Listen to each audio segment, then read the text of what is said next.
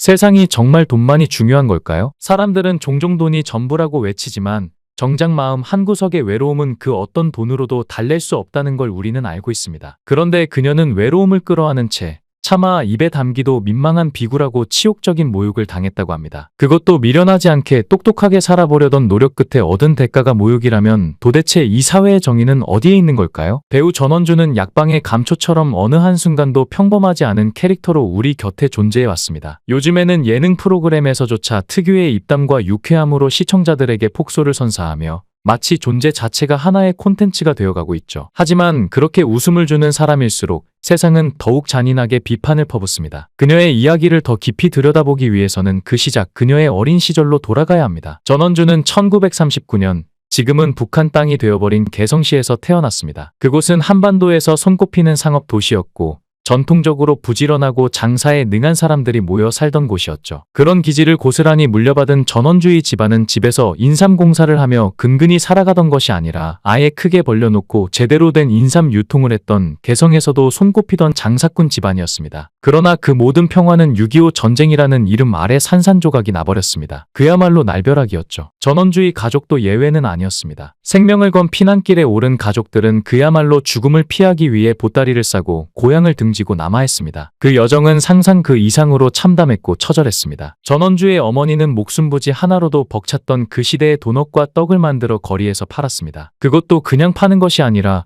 날마다 만든 것을 나무 쟁반에 담아 어린 전원주 손에 들려보냈죠. 다 팔기 전에는 절대로 돌아오지 마라는 어머니의 단호한 말은 어린아이에게 가혹할 만큼 냉정했지만 그만큼 생존이 걸린 절박한 명령이었습니다. 그리고 팔아오면 어머니는 꼭 용돈을 주셨습니다. 적은 돈이었지만 전원주에게 그것은 어머니의 신뢰와 사랑이 담긴 보상이었고 생존을 위한 필사적인 노력의 결과였습니다. 어머니는 단순히 생활비를 벌던 분이 아니었습니다. 장사의 귀재였습니다. 언제 어디서 어떻게 팔면 사람들이 돈을 쓰는지를 본능적으로 아셨고 그 능력은 곧 미천이 되어 비단 가게까지 열게 되었습니다. 결국 전원주는 어머니의 권유로 숙명여대 국어국문과에 진학하게 됩니다. 어머니는 반드시 딸에게 좋은 직업, 남에게 무시당하지 않는 삶을 안겨주겠다는 일념 하나로 교육의 모든 걸 쏟아부으셨습니다. 교사라는 길은 그렇게 어머니가 정해준 미래였습니다. 처음 중학교 담임이 되었을 때 전원주는 세상을 다 가진 것 같았죠. 하지만 키가 작아 칠판에 글씨를 쓰는 것도 어려웠고 자신보다 큰 학생들에게 야단을 칠 때마다 얼굴을 올려다봐야 했던 현실은 생각보다 서글펐습니다. 아이들에게 존경받기보다 조롱당하는 순간이 점점 늘어났고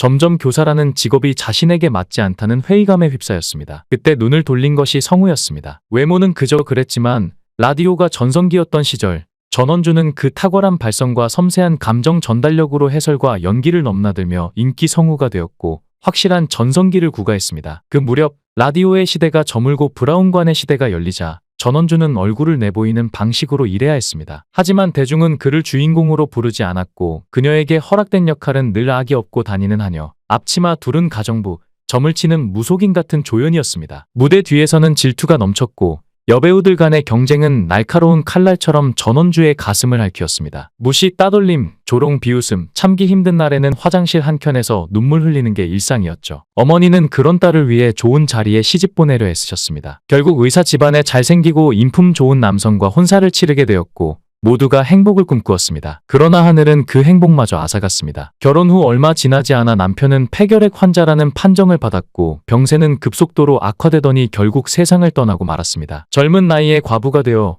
평생을 홀로 아들 키우며 살아야 한다는 막막함은 그 무엇보다 무거운 짐이었습니다. 결국 전원주는 친구의 아이 돌잔치에서 한 경상도 사나이를 만나게 됩니다. 그 순간 운명처럼 사랑에 빠졌고 그 사람과 함께 인생을 다시 쓰기 위해 어머니에게 소개하게 되었습니다. 그런데 그 남성은 마치 누가 봐도 이 남자가 문제의 시작이다라고 외칠 수밖에 없을 정도로 너무나도 뻔뻔하고 도발적인 차림새로 첫 인사 자리에 나타났습니다. 백색 구두는 누가 봐도 어울리지 않는 과시욕의 표식이었고 그가 맨빨간 넥타이는 마치 싸움을 걸 듯 강렬했고 머리에 바른 기름은 그를 제비가 아니라 기름 냄새 나는 장돌뱅이처럼 보이게 했습니다. 그 모습을 본 어머니는 그 자리에서 말없이 돌아섰고 문을 세차게 닫고 나가버렸습니다. 그리고는 전원주에게 참담한 얼굴로 말했습니다. 너 지금 당장 결정해. 이 집에서 나갈 거면 저 남자랑 같이 나가. 아니면 지금 여기서 그만 끝내. 그 목소리에는 분노를 넘어서 절망이 담겨 있었습니다. 하지만 전원주는 그 남자의 눈빛 속에서 무언가 자신도 모르는 마법 같은 끌림을 느꼈고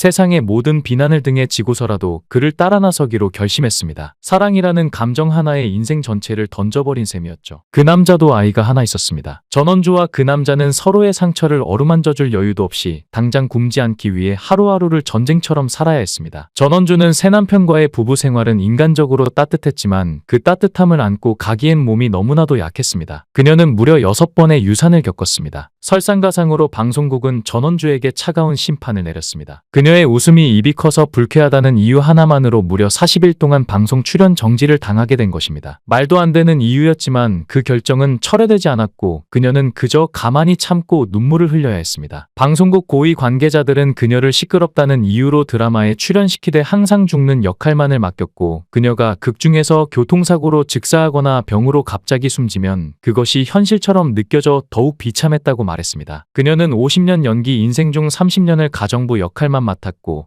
항상 무대 뒤에서 소리 지르고 뛰어다녔으며 밥상을 나르고 부엌을 정리하며 땀으로 화면을 채웠습니다. 그러던 어느 날 전원주는 인왕산 기슭에 자리한 허름한 점집 앞에 멈춰섰습니다. 답답한 사람은 망설이지 말고 들어오라는 문구가 적혀 있었습니다. 그녀는 무작정 문을 열었습니다. 그리고 점쟁이는 그녀를 보자마자 입을 가리며 말했습니다. 지금은 차마 노년의 그 입이 복을 가져다 줄 거야. 입 그대로 두어. 그 한마디가 그녀의 마음에 칼처럼 박혔습니다. 그녀는 결국 성형을 포기했고 그 입 그대로 그 웃음 그대로 세상과 싸우기로 결심했습니다. 그녀의 간절한 마음이 결국 하늘을 울린 것일까요? 오랜 시간 문전박대를 당하고 눈물로 하루하루를 견뎌야 했던 전원주에게 드디어 믿기지 않는 변화가 찾아왔습니다. 그토록 닫혀있던 방송국의 문이 스르르 열리더니 PD들의 싸늘했던 눈빛이 따뜻하게 바뀌기 시작한 것입니다. 세상 사람들 말처럼 웃는 사람의 얼굴엔 침을 뱉지 못한다지만 전원주의 삶에는 그 이상의 기적이 밀려들기 시작했습니다. 그렇게 그녀는 대추나무 사랑 관련내에서 하성댁 역으로 캐스팅되며